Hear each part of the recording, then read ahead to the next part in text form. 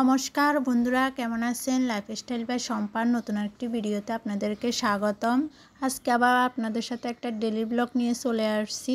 আর যে দিনের ভিডিওটা ওই দিনের বারটা ছিল শনিবার, আর আজকেও শনিবার ঠিক 7 দিন আগের ভিডিও ছিল এটা।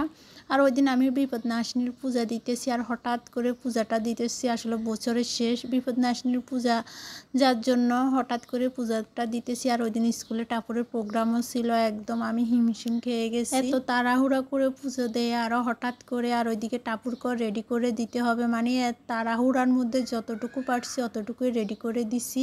আর এখন টাপুর স্কুলে চলে যাবে, কিছুক্ষণ পরে আমি যাব। আমি সাথে টাপুরের সাথে যেতে পারি না, কারণ বাসায় তো উচ্ছ্বাস আছে, ওকে খাইয়ে দেয়া লাগবে। আর ওকে খাইয়ে দেয়া বলতে ওকে খাওয়ার তো দিতে হবে, না হলে তো খেতে পারবে না।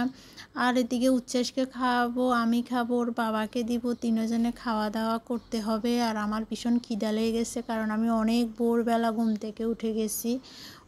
কারণ হয়েছে টাপুরের প্রোগ্রাম ছিল, আবার বিপদনাশিনী পূজা দিব, যার কারণ অনেক ভোরে ঘুম থেকে উঠে গেছি। টাপুর যাওয়ার 10 মিনিটের ভিতরে ওর প্রোগ্রামটা শুরু হয়ে গেছে। আমি তো ভীষণ ভয়ে ছিলাম, কারণ ও টাপুর ভীষণ কান্নাকাটি করতেছে, বলতেছে আমার অনেকটা দেরি হয়ে গেছে তোমার জন্য, আর আমাকে তাড়াতাড়ি সাজাই দাও।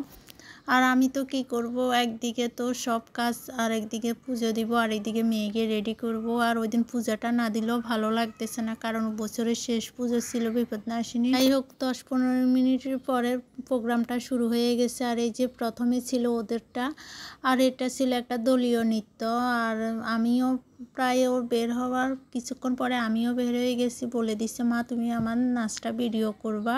তাড়াহুড়া করে উচ্ছ্বাসকে খাইয়ে, আমি খাইয়ে, আর ওর বাবার খাওয়াটা দিয়ে একদম মানে এত তাড়াহুড়া করে আসছি যেন মানে প্রোগ্রামটা না শুরু হয়। আমি তো শুধু ঠাকুরকে ডাকতেছি।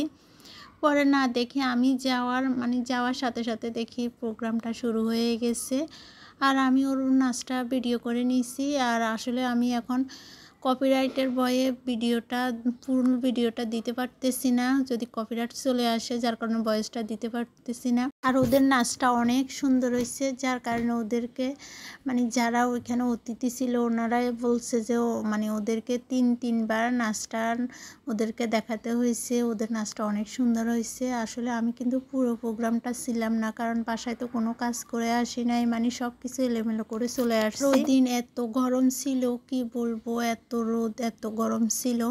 যাই হোক, ওদের নাচটা অনেক সুন্দর হয়েছে। আমি শুধু ওদের নাচটা দলীয় গান দেখে চলে আসছি, কারণ বাসায় তো সব কিছু এলোমেলো করে চলে আসছি, রান্নাবান্নাও করতে হবে।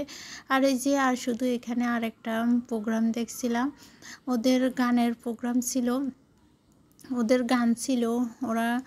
ওদেরটা দেখে আর কয়েকটা খেলা দেখে চলে আসছি। আর উচ্ছ্বাস তো খেলাধুলা দিয়েছে, ও কিছুই পারে না। ও কি পারবে, ও খেলায় বুঝে না।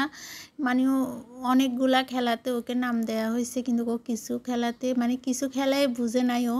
আর একবার করে খেলাটা হয়েছে, যার কারণে ও কিছুই বুঝে নাই। যাই হোক, সামনের বার হবে। আর ও তো ভীষণ আফসোস করতেছে, মা কেন আমি হই নাই। উচ্ছ্বাসকে বলছি থাক, কিছু হবে না, সামনের বার তুমি ভালো করে খেলো মন দিয়ে, তাহলে তুমি খেলাধুলা করতে পারবে আর প্রাইজও পাবে। আর এই যে আমরা দেখে চলে আসছি, আর বাসায় এসে তাড়াহুড়া করে আমি এই যে ঢেঁড়স ভর্তা করে নিচ্ছি, আর ডাল রান্না করছি, আর মাছ রান্না করছি, এই দিয়ে খাবো। আর সবাই ভালো থাকবেন, সুস্থ থাকবেন। আমার ভিডিওটা কেমন লাগছে অবশ্যই কমেন্ট করে জানাবেন। আর ফেসবুক পেজ থেকে দেখে থাকলে একটা ফলো দিয়ে দিবেন, আর ইউটিউব চ্যানেল থেকে যদি দেখে থাকেন তাহলে একটা সাবস্ক্রাইব করে দিবেন। আর প্লিজ একটা কমেন্ট করে জানাবেন, আপনাদের কমেন্ট কাজের উৎসাহ বাড়িয়ে দেয়। ধন্যবাদ।